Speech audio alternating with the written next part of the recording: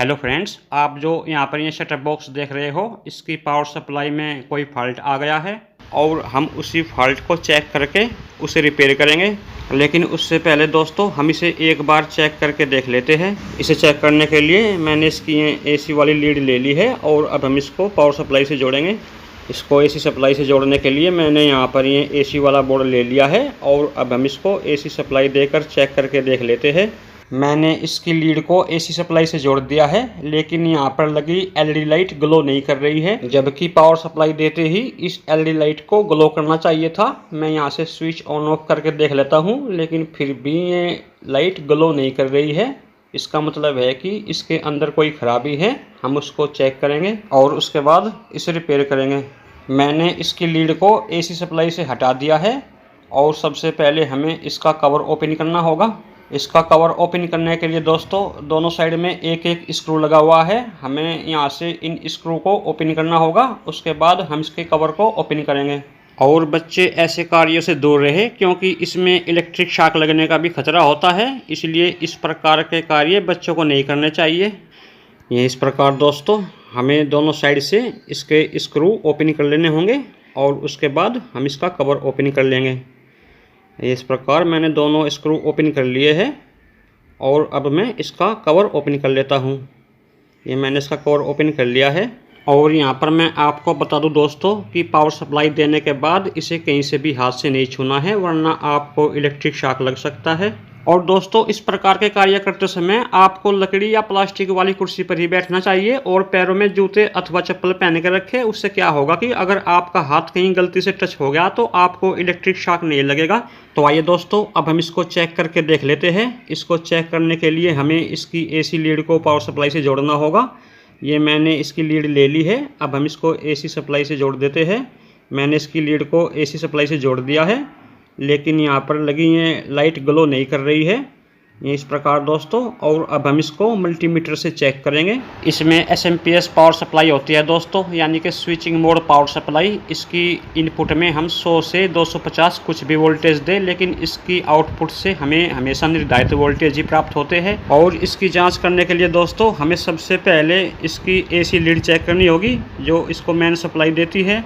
उसके लिए हमें इसकी एसी वाली लीड को सप्लाई से जोड़ना होगा। ये मैंने एसी लीड ले ली है और इसको मैंने एसी सप्लाई से जोड़ दिया है। और अब हम यहाँ पर मल्टीमीटर ले लेते हैं। ये मैंने मल्टीमीटर ले लिया है और अब हम यहाँ से इस लीड को निकाल लेंगे। जैसे कि आप देख रहे हो, हमें सबसे पहले यहाँ पर एसी वोल्टेज चेक करने होंगे। उसके लिए मैंने मल्टीमीटर 1000 वोल्टेज पर सेट कर लिया है और अब हम यहाँ पर एसी वोल्टेज चेक कर लेते हैं। मैंने मल्टीमीटर की दोनों लीड इस एसी वाली लीड से लगा दी है और जैसे कि आप यहाँ पर देख रहे हो, हमें यहाँ पर लगभग 270 वोल्टेज मिल रही है।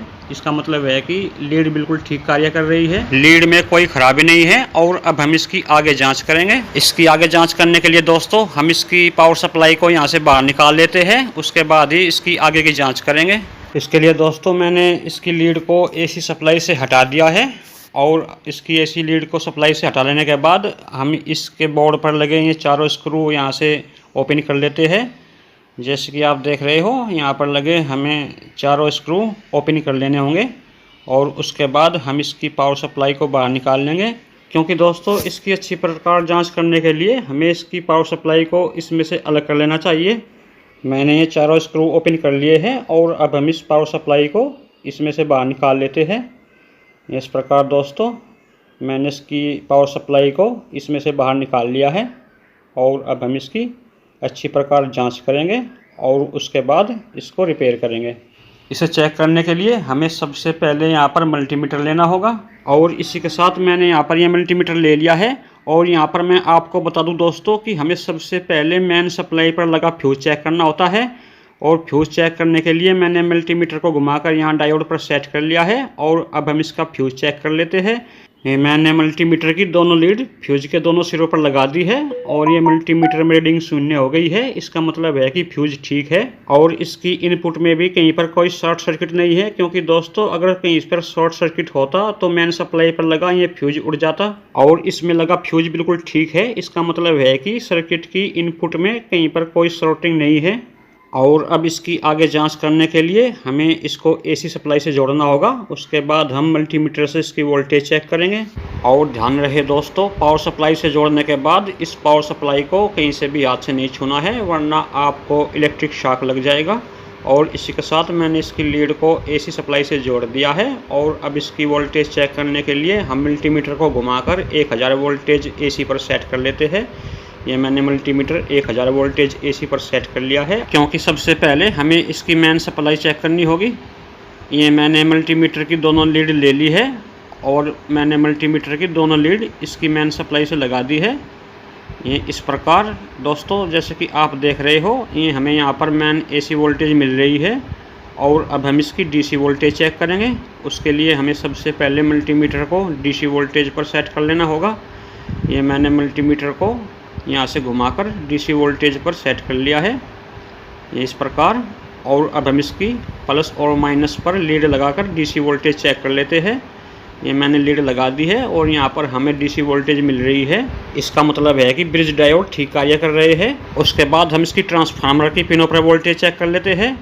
ये इस प्रकार इसकी सभी पिनों पर हम वोल्टेज चेक कर लेते हैं। हमें यहाँ पर भी वोल्टेज मिल रही है। और इससे नीचे वाला जो पिन है ये ग्राउंड वाला पिन है, यहाँ पर हमें वोल्टेज नहीं मिलेगी। और इससे नीचे वाले पिन पर भी हमें वोल्टेज मिल रही है। इसका मतलब है कि इसका इनपुट सर्किट अच्छी प्रकार कार्य कर रहा है। जो इसका इनपुट विभाग होता है उसमें कोई खराबी नहीं है, क्योंकि यहाँ पर ट्रांसफार्मर के सभी पिनों पर हमें वोल्टेज मिल रही है। इसका मतलब है दोस्तों, जो फॉल्ट है वो आउटपुट विभाग में है। ये इसका इनपुट सेक्शन होता है और ये इसका आउटपुट सेक्शन होता है। और अब हम इसके आउटपुट सेक्शन को चेक करेंगे। हमें सबसे पहले ट्रांसफार्मर की आउटपुट वाली पिनों पर वोल्टेज चेक करनी होगी। ब्लैक वाली लीड मैंने माइनस लाइन से लगा दी है। और अब हम ट्रांसफार्मर की सभी पिनों पर वोल्टेज चेक कर लेते हैं। ये इस प्रकार दोस्तों, हमें यहाँ पर भी वोल्टेज मिल रही है। और अब हम इससे आगे वाली पिनों पर जांच करेंगे। ये इस पिन पर भी हमें यहाँ पर वोल्टेज मिल रही है, जैसे कि आप यहाँ पर देख रहे हो। इसी प्रकार दोस्तों, हमें ट्रांसफार्मर की सभी आउटपुट वाली पिनों पर वोल्टेज चेक कर लेनी चाहिए। ये इससे आगे वाली पिन पर भी हमें यहाँ पर वोल्टेज मिल रही है और यहाँ पर भी हमें वोल्टेज मिल रही है। और ये इसका माइनस वाला पिन होता है और यहाँ पर भी हमें वोल्टेज मिल रही है। इस वाले पिन पर भी वोल्टेज मिल रही है। इसका मतलब है कि ट्रांसफार्मर की हमें सभी पिनों पर वोल्टेज मिल रही है। और ये इसका माइनस वाला पिन होता है, यहाँ हमें वोल्टेज शून्य मिलेगी। दोस्तों, इस पावर सप्लाई का इनपुट विभाग अच्छी प्रकार कार्य कर रहा है। और अब हम इसकी आउटपुट वाली पिनों पर वोल्टेज चेक करेंगे। ये यहाँ पर इसकी आउटपुट वाली पिन होती है। हम इसकी सभी पिनों पर वोल्टेज चेक कर लेते हैं। उससे पहले हम एक बार यहाँ पर देख लेंगे हमें आउटपुट वाली पिनों पर कितनी वोल्टेज मिलनी चाहिए। मैं आपको यहाँ पर दिखा देता हूँ। हमें इसकी आउटपुट वाली कौन सी पिन पर कितनी वोल्टेज मिलती है वो पिन पर लिखा होता है। मैं आपको यहाँ पर एक बार दिखा देता हूँ। और उसके बाद हम इसकी सभी आउटपुट वाली पिनों पर वोल्टेज चेक करेंगे। और उसके बाद इसके आउटपुट विभाग की अच्छी प्रकार जांच करके उसको रिपेयर करेंगे। जैसा कि आप यहाँ पर देख रहे हो दोस्तों, इसके सभी आउटपुट वाले पिनों पर वोल्टेज लिखी हुई होती है। मैं आपको यहाँ पर अच्छी प्रकार दिखा देता हूँ। इस वाले पिन पर ये 32 वोल्टेज लिखी है और दूसरे वाले पर 24। और उससे आगे वाला अपनी ग्राउंड वाले पिन हो गया और यहाँ पर 8 वोल्टेज लिखा है। और इससे आगे वाले पर 12 वोल्टेज, ये फिर ग्राउंड वाला पिन हो गया। और अगले दोनों पिनों पर 5-5 वोल्टेज है और इससे आगे वाला पिन ग्राउंड वाला पिन है। और लास्ट वाले पिन पर 2.5 वोल्टेज है। और अब इसके बाद हम इसकी सभी आउटपुट वाली पिनों की वोल्टेज मल्टीमीटर से चेक करेंगे, क्योंकि दोस्तों हमें यहाँ पर सबसे पहले ये देखना होगा कि हमें कौन सी आउटपुट वाली पिन पर वोल्टेज मिल रही है और कौन सी पिन पर नहीं मिल रही है, तभी हम इसकी आगे जांच करेंगे। इसके लिए मैंने मल्टीमीटर को घुमाकर 200 वोल्टेज डीसी पर सेट कर लिया है। और अब हम इसकी आउटपुट की जो सभी पिन हैं उन पर वोल्टेज चेक कर लेते हैं। ये इस प्रकार दोस्तों, मैंने मल्टीमीटर की लीड इसके पहले वाले पिन पर लगा दी है और यहाँ पर हमें 2.6 वोल्टेज मिल रही है, जो कि लगभग ठीक है। और ये ग्राउंड वाला पिन है, इस पर हमें वोल्टेज शून्य मिलेगी। और अब इसके बाद दोस्तों, हम इससे आगे वाले पिन पर वोल्टेज चेक कर लेते हैं। यहाँ पर हमें 5 वोल्टेज मिलनी चाहिए। ये हमें यहाँ पर लगभग 5 वोल्टेज मिल रही है, जो कि बिल्कुल ठीक है। और अब हम इससे आगे वाले पर चेक कर लेते हैं। यहाँ पर भी हमें 5 वोल्टेज मिल रही है, जो कि बिल्कुल ठीक है। और इससे आगे वाला पिन ये ग्राउंड वाला पिन हो गया, यहाँ हमें कोई वोल्टेज नहीं मिलेगी।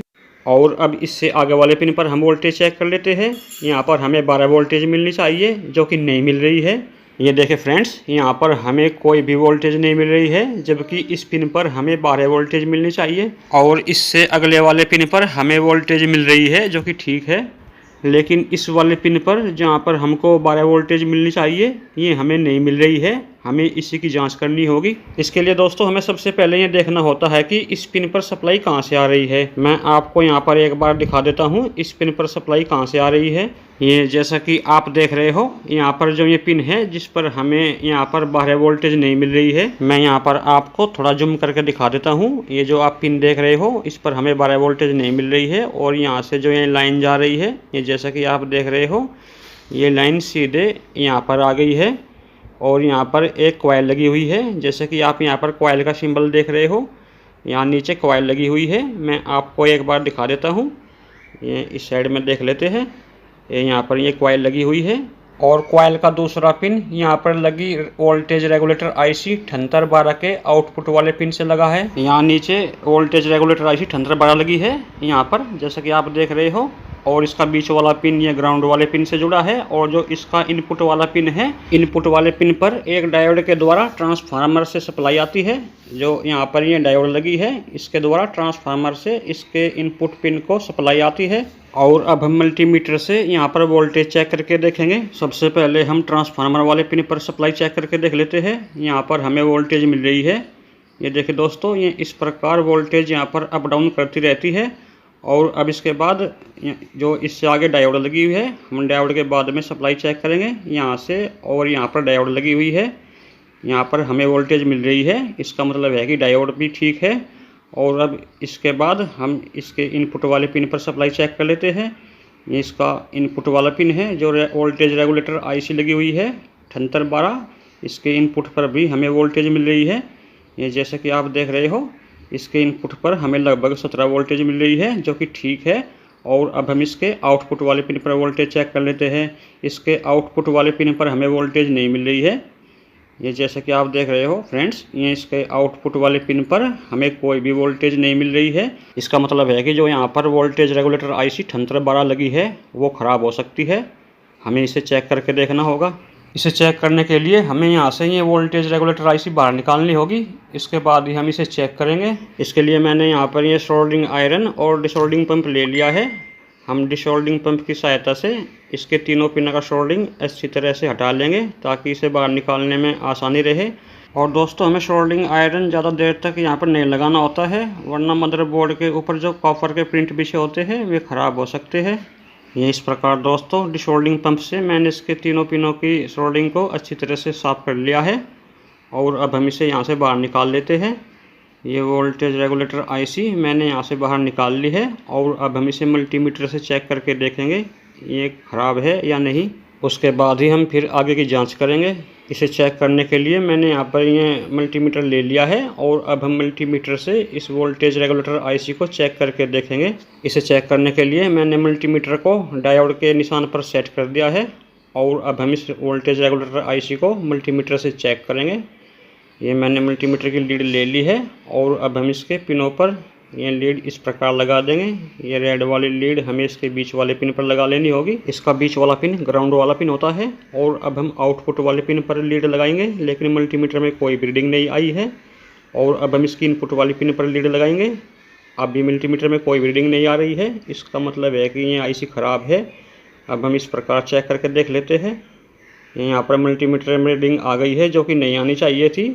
इसका मतलब है कि ये वोल्टेज रेगुलेटर IC ख़राब हो चुकी है। और अब हम इसकी इनपुट पर रेड वाली लीड लगाएंगे, ये यहाँ पर कोई भी रीडिंग नहीं आ रही है।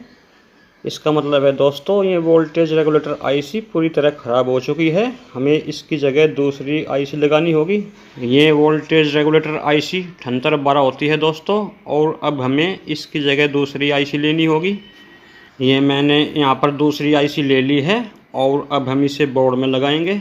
लेकिन उससे पहले हम इसके पिनों को थोड़ा काट लेते हैं, क्योंकि इसके पिन कुछ अधिक लंबे होते हैं।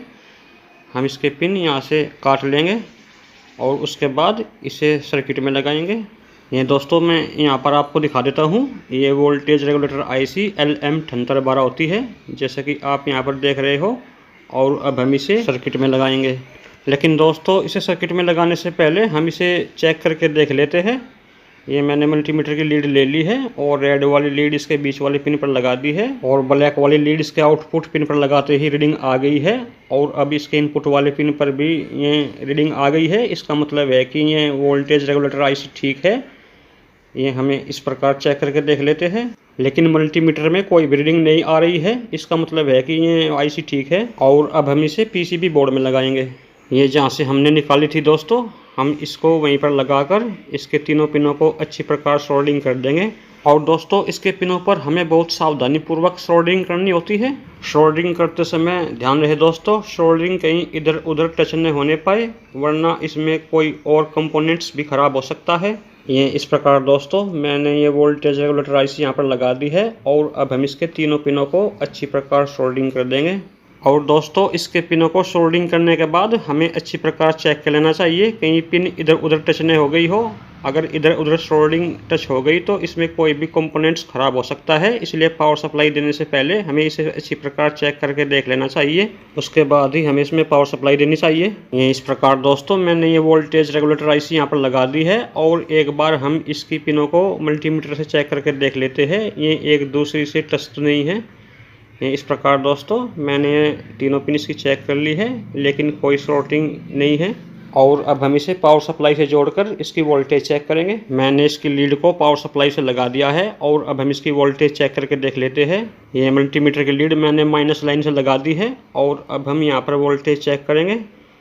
इस प्रकार हमें यहाँ पर वोल्टेज मिल रही है और अब हम इसके इनपुट वाले पिन पर वोल्टेज चेक कर लेते हैं।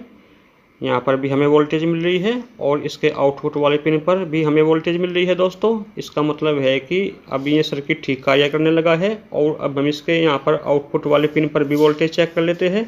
जो आईसी के आउटपुट से ये लाइन आई है यहाँ पर, जहाँ पर हमें 12 वोल्टेज नहीं मिल रही थी, हम यहाँ पर वोल्टेज चेक करके देख लेते हैं दोस्तों। ये इस प्रकार दोस्तों अब हमें यहाँ पर वोल्टेज मिल रही है। इसका मतलब है कि ये पावर सप्लाई ठीक कार्य करने लगी है। हम यहाँ पर अच्छी प्रकार वोल्टेज चेक करके देख लेते हैं दोस्तों। यहाँ पर हमें वोल्टेज नहीं मिल रही थी, ये अब हमें यहाँ पर लगभग 12 वोल्टेज मिल रही है दोस्तों। इसका मतलब है कि ये पावर सप्लाई ठीक कार्य करने लगी है। और अब हम इसे सेट टॉप बॉक्स से जोड़कर चेक करेंगे। मैंने सेट टॉप बॉक्स ले लिया है दोस्तों और अब हम इस पावर सप्लाई को इसमें लगा देंगे और इसके बाद हम इसे चेक करके देखेंगे पावर सप्लाई ठीक कार्य करने लगी है या नहीं करने लगी है। लेकिन उससे पहले दोस्तों हमें इसके अंदर जमी धूल को अच्छी प्रकार साफ कर लेना चाहिए, उसके बाद ही हम इसमें पावर सप्लाई लगाएंगे। हमें इसके ऊपर जमी धूल को सभी जगह से साफ कर लेना चाहिए, क्योंकि दोस्तों बरसात के मौसम में इसके ऊपर जमी धूल के कण नमी ले जाते हैं, जिस कारण मदरबोर्ड में कोई भी फॉल्ट हो सकता है। इसलिए इसके ऊपर जमी धूल को हमें अच्छी प्रकार साफ कर लेना चाहिए। ये दोस्तों इस प्रकार हम इसमें ये पावर सप्लाई लगाने के बाद इसके चारों स्क्रू लगा देंगे। ये मैंने पावर सप्लाई इसमें लगाकर तैयार कर दी है और अब इसकी लीड को मैंने एसी सप्लाई से जोड़ दिया है और ये सप्लाई से जोड़ते ही यहाँ पर ये एलईडी लाइट ग्लो करने लगी है दोस्तों। जैसे कि आप देख रहे हो यहाँ पर ये एलईडी लाइट यहाँ पर ग्लो करने लगी है। इसका मतलब है कि इसकी पावर सप्लाई पूरी तरह से कार्य करने लगी है दोस्तों। और जो इसके अंदर फॉल्ट था वो वोल्टेज रेगुलेटर आईसी का था, जो हमने चेंज कर दी है। इसी प्रकार दोस्तों आप अपने सेटअप बॉक्स में आए किसी भी प्रकार के फॉल्ट को घर पर ही चेक करके उसे बहुत ही आसानी से रिपेयर कर सकते हो। और दोस्तों अगर हमारा वीडियो पसंद आया हो तो इसे लाइक व शेयर ज़रूर करें और साथ ही हमारे चैनल को भी सब्सक्राइब करें, ताकि हमारी आने वाली हर नई वीडियो की सूचना आपको मिलती रहे। मैं आगे भी आपके लिए ऐसी ही यूजफुल वीडियो अपलोड करता रहूँगा।